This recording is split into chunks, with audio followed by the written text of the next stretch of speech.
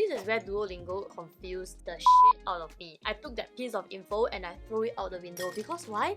It's not serving me right now. Why are you guys telling me So early. 30 days of learning Spanish? ¿Qué tal? I can't think of anything else. Wait, let me... Está bien. Muy bonito.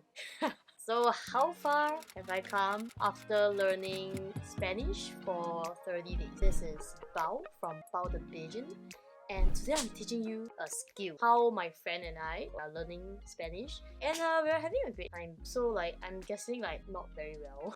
In May 2023, I embarked on a journey to the land of Hanguk. That's the land of Korea. Basically, my very good friend Agnes, she's there. Hi Agnes! Okay, anyway, so we have always wanted to learn a language together, and we always thought what language will make us seem like very funny people. And Spanish, the way that they speak somehow is a little bit more exaggerated, especially in Singapore, right? Do you know how we speak everything? We end our sentences with a yes lah, yeah, nah. Every sentence we have is like we are flatlining. So we wanted to learn a language that have long history. So we settled on Espanol. We decided that we are going to self-study first to cover the basics ourselves. When we can't self-learn any longer, we will actually hire a tutor. So I believe that for any language, the money that you pay for basics classes Is actually quite wasted. is not very productive because you totally don't know anything. So you are just learning things that you can easily find on the internet. You can learn yourself first. And this is where you come to me, and I will go through with you how far we have come for this 30-day journey. So the two free resources that we use to learn our language are number 1, Duolingo, and number 2, actually my friend Agnes, she is very resourceful. So she actually found this Spanish textbook and we both printed it out. It's actually very good for self-learning. We actually set a timing where we will Zoom every week and run through the lessons together. This is free. If you guys want, I can just link it in the description box below. I hope there's no copyright or something. If possible, just get a friend to learn a language with you, and when you guys get a little bit better, it is actually very useful if you guys can communicate in that language. There are certain details that you will pick out that she won't, and there'll be some details that she pick out that you won't. So you can cover each other's gaps unless they are the same gap. Find a different friend.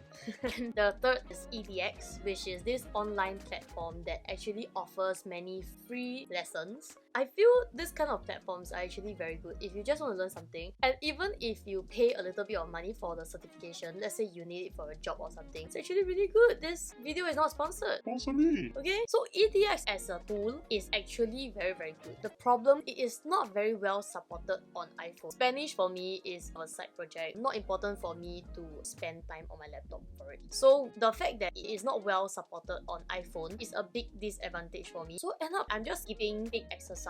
It ended up I'm just using Duolingo. Duolingo is more of a dynamic learning tool, so it doesn't go super in depth. Some people say oh you can't really learn that much, but I feel it's very useful. I will do the Duolingo exercises for 15 minutes or until my hearts run out. So they only give you 5 hearts and you can make maximum 5 mistakes. Okay, usually I'll try to complete the quests. So definitely I'm not fluent in a language.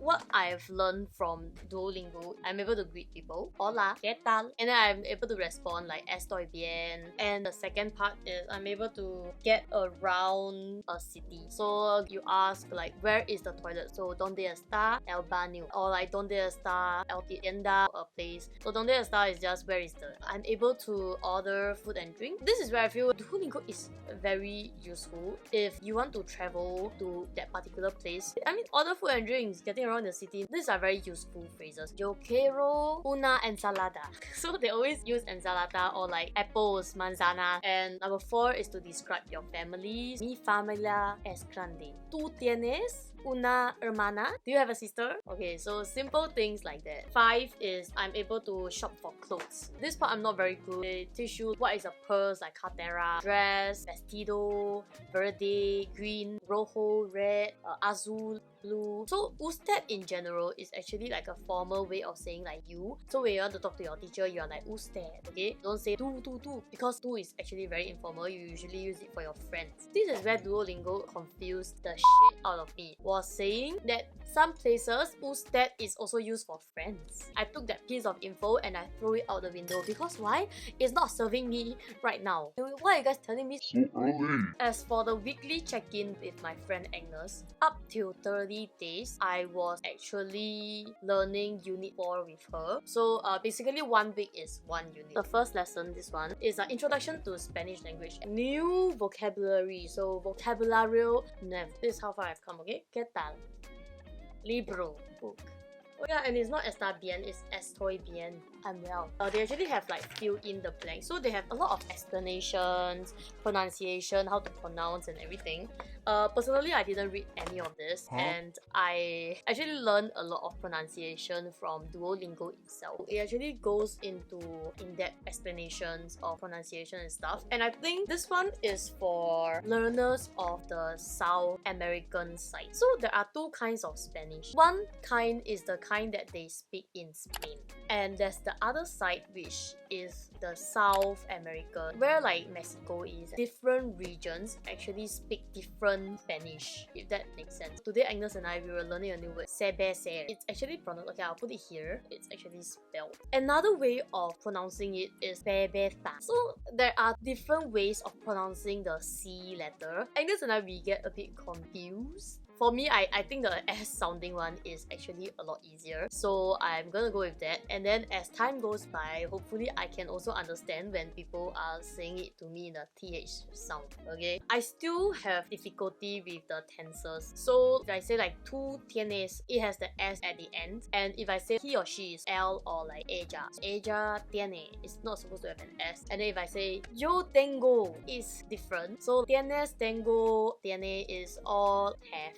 Yeah, I think it's have. So it's like I have something or do you have something. The tenses are what is gonna cue us. In English, we add an S, we add an ing. And for them, they may have to remove the last letter and then add like amos to the end. I actually learned more of this in the textbook. So this is where the textbook actually comes in very handy. The last week one, we learned that there's also tenses used for us. So in Duolingo, we always learn me, or like you, or like she, or he. This textbook, it will teach us is nosotros. So nosotros, yes, another tense. Okay, I won't go too in depth. If you can find some kind of textbook, it will be very good for your self-study. I wrote some notes. Not sure if you can see. I wrote some notes, okay? So I'm actually quite a student. El estudiante, okay?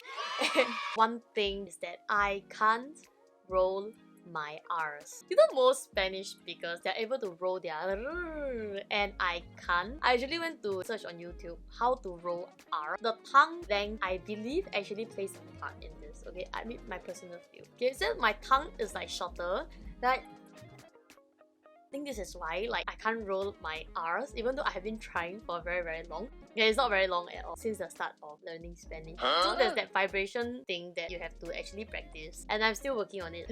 Okay, yeah, I'll let you guys know how it goes. What do I think is the best way to learn a language? What do you think? There's no better and faster way than to fly to that country and then pretend you don't speak English and then just try your best to speak in that particular language.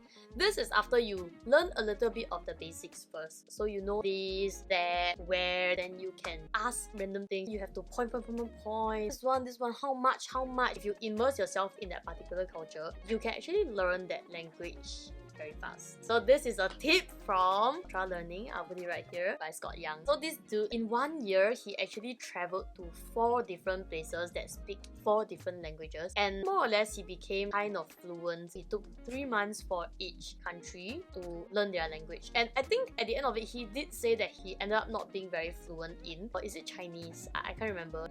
But I think if he had stayed there 6 months, you know that is so fast in learning a language. When you are in a country, your brain is like, oh my goodness, if I don't get this, I am gonna look stupid and Stupid is worse than dying. But of course, this takes a lot of guts. It can take many years depending on your effort. I guess honestly, learning a language, it can be a lifelong process. Are we good? Yep, so we've come to the end of the video, and if you like this video, please give me a like, okay? If you like me, you can subscribe, okay? I am very into learning random new things, so you can call me Teacher Pao, okay? Good student. Do you write down all the notes that I've just said? So I'll see you in the next video, okay? Bye! I hope no one uses this for porn. I'm just showing you how short my tongue is, okay?